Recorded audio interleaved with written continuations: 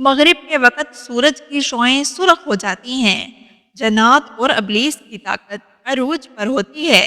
سب کام چھوڑ کر پہلے مغرب کی نماز ادا کرنی چاہیے۔ اس وقت سونے والوں کی کم اولاد ہوتی ہے یا ہوتی ہی نہیں، اور اگر ہو جائے تو نافرمان ہوتی ہے۔ جنت کی پہلی صبح، جنت کی پہلی مہمان نوازی، جنت میں رشتہ داروں سے ملاقات، جنت میں اللہ کا دیدار اور رسول پاک صلی اللہ علیہ وسلم کی صحبت، کیا نظارہ ہوگا! اللہ ہم سب کو نصیب فرمائے، آمین۔ جنت میں 6 چیزیں نہیں ہوں گی۔ جنت میں سب کچھ ہوگا مگر 6 چیزیں نہ ہوں گی۔ موت نہ ہوگی، نیند نہ ہوگی، حسد نہ ہوگا، نجاست نہ ہوگی، بڑھاپا نہ ہوگا، داڑھی نہ ہوگی بلکہ بغیر داڑھی کے جوان ہوں گے۔ خیالوں کی حفاظت کرو، یہ الفاظ بن جاتے ہیں۔ الفاظ کی حفاظت کرو، یہ اعمال بن جاتے ہیں۔ اعمال کی حفاظت کرو، یہ کردار بن جاتے ہیں۔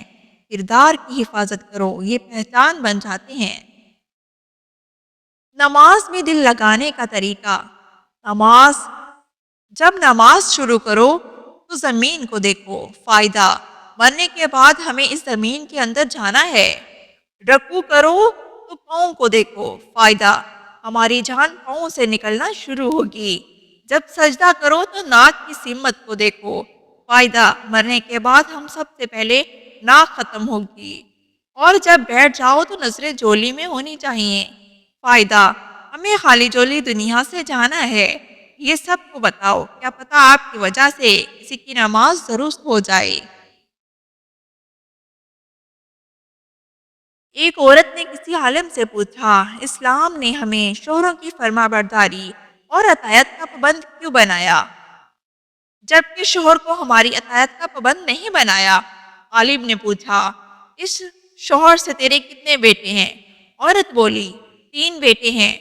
اس پر عالم نے جواب دیا، اللہ نے تجھے ایک مرد کی اطاعت کا حکم دیا اور 3 مردوں کو تیری اطاعت کا حکم دیا۔ تیرے ساتھ اچھا معاملہ کیے بغیر وہ ہرگز جنت میں داخل نہیں ہوں گے۔ اب تو ہی بتا، زیادہ پابند کون ہے؟ عورت بولی، بے شک اسلام جیسی نعمت پر اللہ کا شکر ادا کرتی ہوں۔ پریشانی آزمائش ہے یا سزا؟ حضرت علی سے کسی نے پوچھا، یہ کیسے پتا چلے گا کہ جو پریشانی یا مصیبت ہم پر آئی ہے وہ اللہ کی طرف سے آزمائش ہے یا ہم پر اللہ کی طرف سے سزا ہے؟ اور آپ صلی اللہ علیہ وسلم نے جواب دیا، جو مصیبت تجھے اللہ کی طرف لے جائے وہ آزمائش ہے، اور جو مصیبت تجھے اللہ سے دور کر دے وہ سزا ہے۔ گاؤں کے کنویں پر 3 عورتیں پانی بھر رہی تھی۔ ایک عورت کا بیٹا وہاں سے گزرا۔ اس کی ماں بولی، وہ دیکھو میرا بیٹا انگلش میڈیم میں ہے۔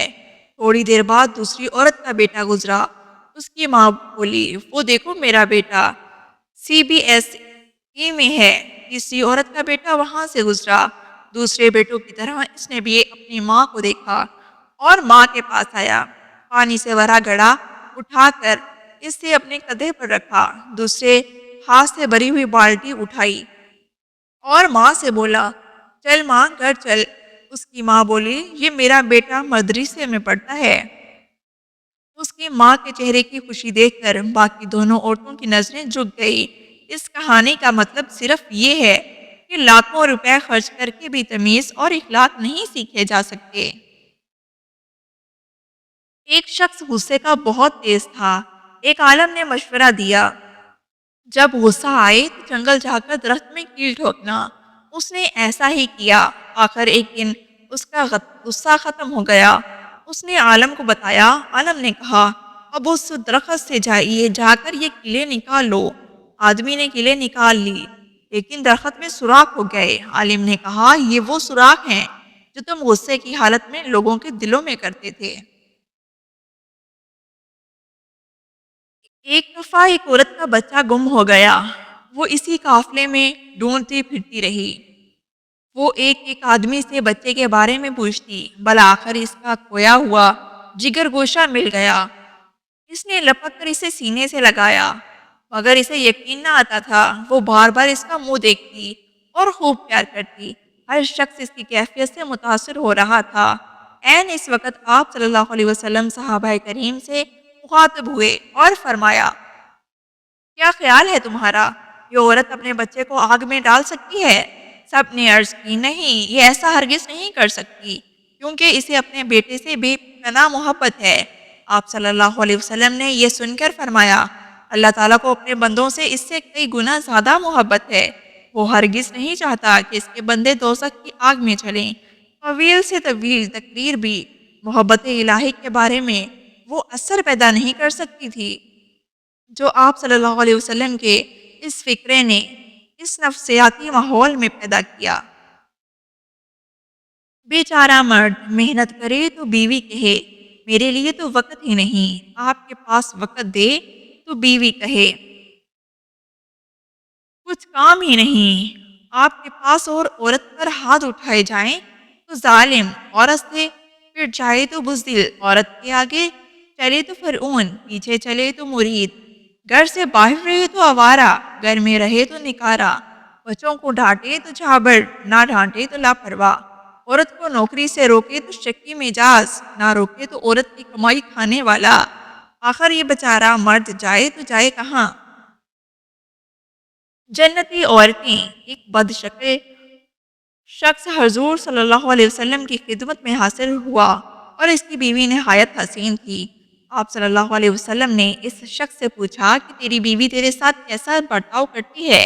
اس شخص نے کہا کہ میری بہت قدر کرتی ہے اور میری بلا اجازت گھر سے باہر نہیں نکلتی، اپنے حسن و جمال کا لحاظ نہیں، میری خدمت کا خیال کرتی ہے۔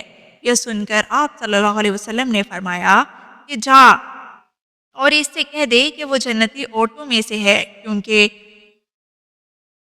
باوجود حسن و جمیل کے اپنے شوہر کی تابعداری کرتی ہے، اس کی بدصورتی پر نہیں جاتی۔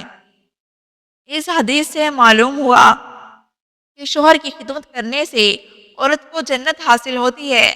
بالخصوص وہ عورت جو کہ حسن و جمال میں شوہر سے بڑھ کر ہے، اگر وہ حسین و جمیل پر فخر کی بجائے شہرت کی خدمت پر فخر کرتی ہے۔ ہمیشہ جاری رہنے والے گناہ آج کل فلمیں، گانے اور فحش تصویریں انٹرنیٹ کی مشہور روب سائٹس جیسے یوٹیوب، فیس بک، واٹس ایپ، ٹویٹر وغیرہ پر اور ای میل، بلوٹوتھ، MMS کے ذریعے بڑی دھوم سے شیئر کی جاتی ہیں۔ یاد رکھیں، آپ کی شیئر کی گئی فحش چیزیں جب تک انٹرنیٹ پر یا کسی کے موبائل یا کمپیوٹر پر رہیں گی یا دیکھی جائیں گی، تب تک آپ کو گناہ ملتا رہے گا اور یہی گناہ آپ کی جہنم جانے کا سبب بن سکتا ہے۔ رسول اللہ کی 5 نصیحتیں۔ حضرت انس رضی اللہ عنہ فرماتے ہیں کہ رسول نے جب مجھے 5 باتوں کی وصیت فرمائی: ایک، اے انس، اچھی طرح وضو کیا کرو، اس سے تمہاری عمر میں اضافہ ہوگا۔ میرا جو بھی امتی تم سے ملے اسے سلام کیا کرو، تمہاری نیکیاں بڑھیں گی۔ گھر میں داخل ہوتے ہوئے وقت سلام کیا کرو، تمہارے گھر کی خیریت بڑھے گی۔ چاشت کی نماز پڑھتے رہا کرو، اس لیے کہ تم سے پہلے جو اللہ والے بنے تھے ان کا بھی یہی طریقہ تھا۔ چھوٹوں پر شفقت اور بڑوں کی عزت کیا کرو، قیامت کے دن میرے ساتھیوں میں سے ہوگے۔ 9 باتیں جو زندگی میں بہت فائدہ مند ہیں۔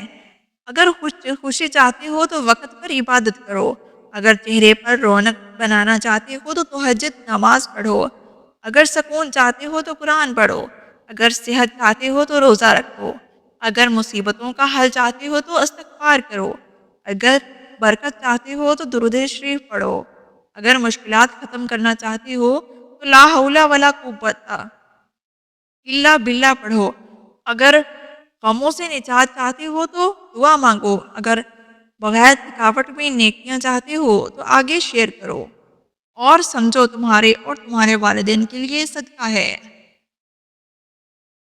اگر عورت چاہتی ہے کہ اس کا شوہر فرشتے جیسا ہو تو پہلے گھر کو جنت جیسا بنا دے۔